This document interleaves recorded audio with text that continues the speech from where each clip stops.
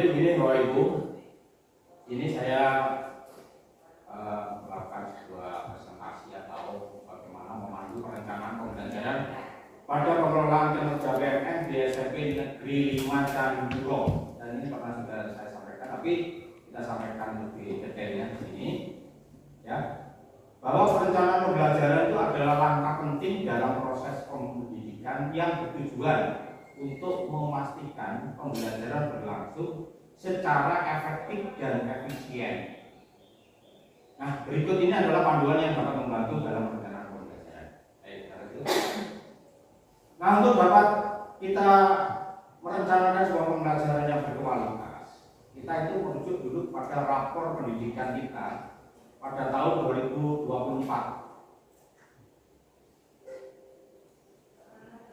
Kali ini masih proses.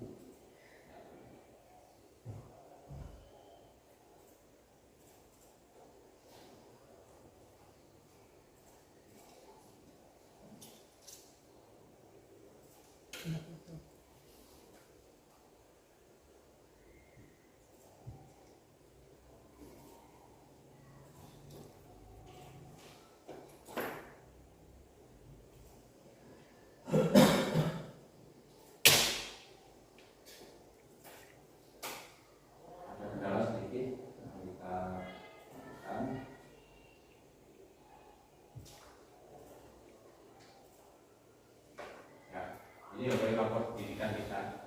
Di rapor pendidikan kita ini ada yang turun, yaitu pada kualitas pembelajaran.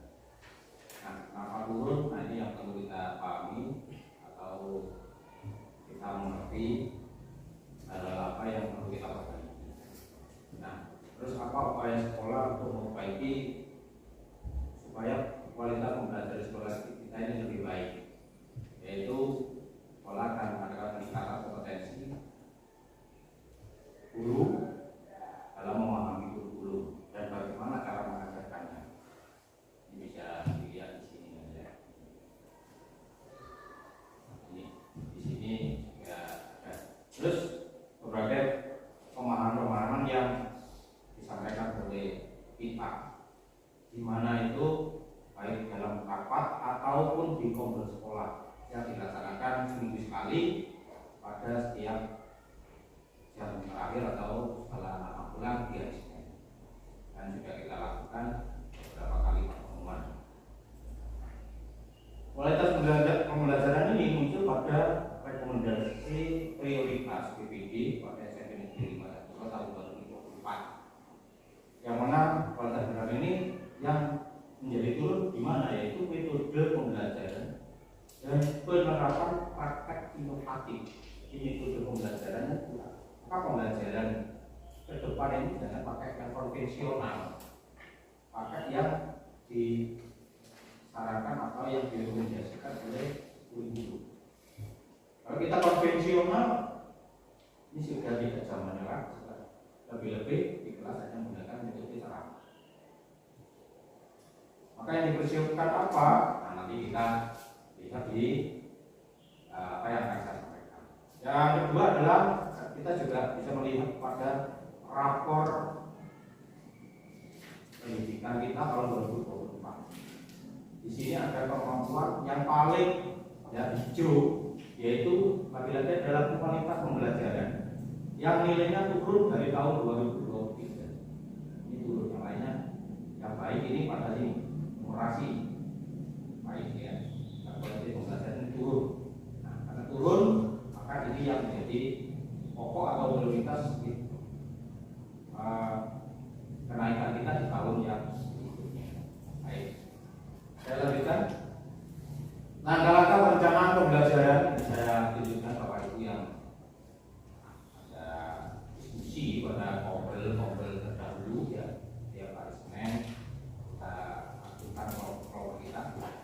Langkah-langkah yang pertama tidak lain adalah menetapkan tujuan pembelajaran. Maka tujuan pelajaran dapat dari mana? Dari CP yang masih yang lama atau yang baru. Nah, capaian pembelajarannya tolong diperhatikan, kan? Yaitu identifikasi tujuan apa yang ingin dicapai setelah proses pembelajaran. Ini betul-betul diperhatikan. Kalau tidak dibaca atau tidak diperhatikan ini, sehingga pembelajaran itu tidak akan mengenal pada anak-anak. Nah, tujuan ini harus spesifik, terukur, dapat dicapai, relevan, dan berbatas waktu. Jadi ada batas waktunya. Nah, kategori tujuan misalkan tujuan yang menjadi jangka pendek ataupun jangka panjang. Jangka pendeknya berupa apa, jangka panjangnya apa. Jadi tujuan pembelajaran ini apakah mengarah kepada interaksi, apakah mengarah kepada numerasi.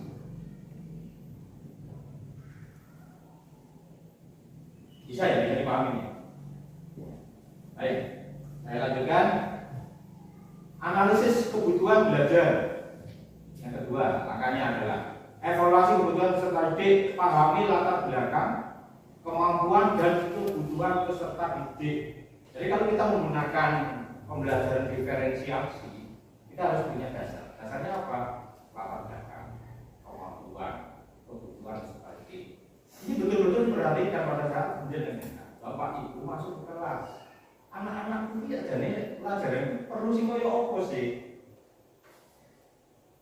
Tentu bisa jadi waktu jenengan masuk di kelas 8A terus pindah ke 8B bisa dengan cara berbeda. Tidak harus sama, tapi langkah-langkahnya yang sama. Cara membawanya, ibarat orang nyetir mobil satu dengan yang lain, cara nyetirnya sama, tetapi cara membawanya bisa berbeda.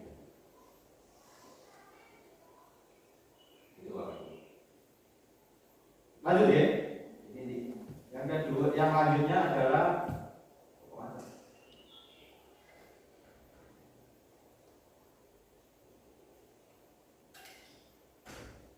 yaitu pengembangan strategi pembelajaran. Yang pertama, seperti yang ada direkomendasikan pada rapat pendidikan, yaitu metode pembelajaran. Pilih metode yang sesuai, seperti diskusi kelompok, ceramah, studi kasus, atau pembelajaran berbasis proyek. Artinya apa? Pak, gimana kalau ceramah saja ya? Jangan ya.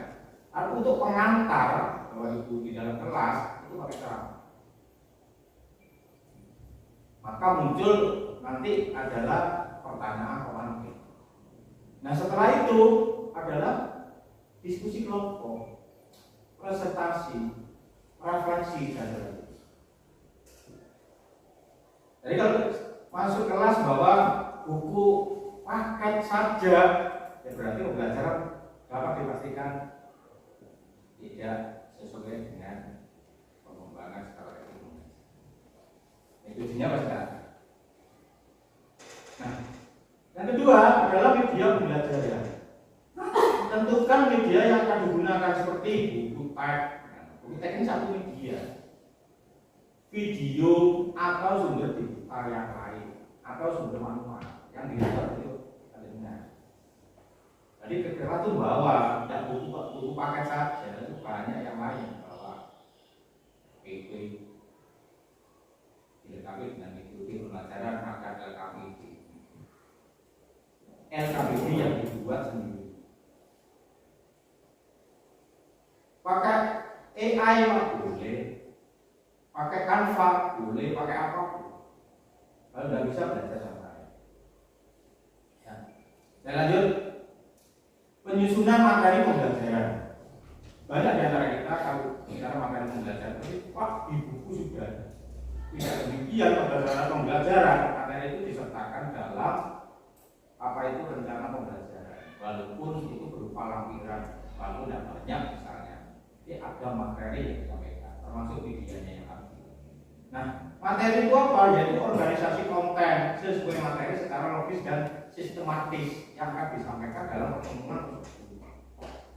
Nah, contoh pertemuan saya hari ini, materinya apa? Materi ini menyusun merencanakan pembelajaran, maka ada runtutan yang harus disampaikan. Terus ada sumber belajar, gunakan berbagai sumber belajar untuk memperkaya materi.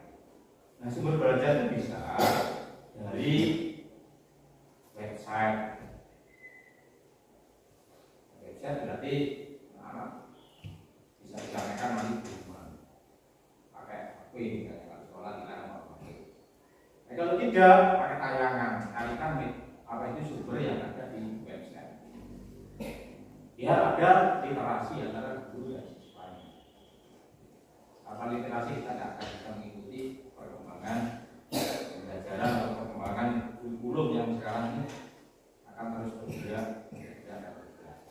Baik, lanjut. Perancangan penilaian. Jenis penilaian, tentukan bentuk penilaian seperti ujian tertulis, proyek, atau presentasi.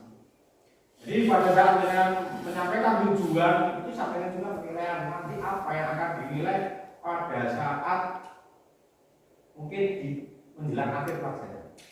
Apa yang dinilai sikapnya, sikap dalam presentasi, keaktifan anaknya, atau bentuk ujian tertulis atau formatif. Jadi ada yang diterima anak sebagai pelajaran dan ujian, dan bapak ibu mendapatkan nilai. Ada korelasi. Atau proyek.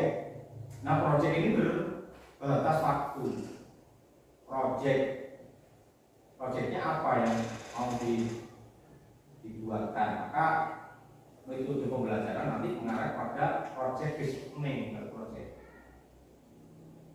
Nah, sintaknya bagaimana? Ini BRPP ini harus ada sintaknya atau langkah-langkahnya yang mengarah ke project based learning. Ya kan, bahwa itu dalam nanti kamu buat project yang ini, BRPP-nya tidak ada korelasinya. Harus ada korelasinya, link and match-nya harus ada. Terus penilaian ini juga harus ada kriteria penilaian berupa apa? Rubrik.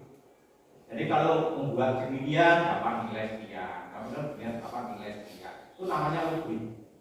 Yang tentu jelas dan transparan. Dan ini disampaikan ke anak-anak rubriknya. Rubriknya nanti penilaian saya kepada kalian, misalnya proyek kalau buat ini toh nilai saya sekian, kalau anu sekian sampai didapatkan nilai yang maksimal. Jadi ada rentangan nilai. Itu namanya rubrik. Nah, sekarang pelaksanaan pembelajaran. Pelaksanaan pembelajaran ini bagaimana? Yaitu dimulai dari jadwal pembelajaran yang dirancang, jadwal yang jelas dan fleksibel. Siapa yang merancang guru? Jadi ada jadwal. Kita harus disiplin terhadap jadwal tersebut. Pada saat jam itu dimulai jam berapa ya kita harus ada jam. Selama bisa jadi 1 jam, 1 kali 40 menit, atau 2 kali 40 menit, atau 3 kali 40 menit, dan tidak kemana-mana.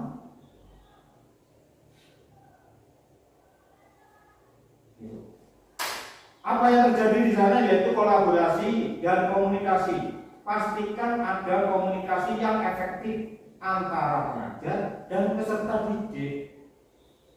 Maka disebut itu tatap muka. Dan bagaimana kita mau tatap muka kalau gurunya tidak ada? Tak mungkin. Maka jadi harus tatap muka. Sebuah komunikasi antara pengajar dan peserta didik. Kalau menggunakan metode ceramah, komunikasinya satu arah saja, maka tidak ada timbal balik. Nah, maka perlu ceramah yang komunikatif.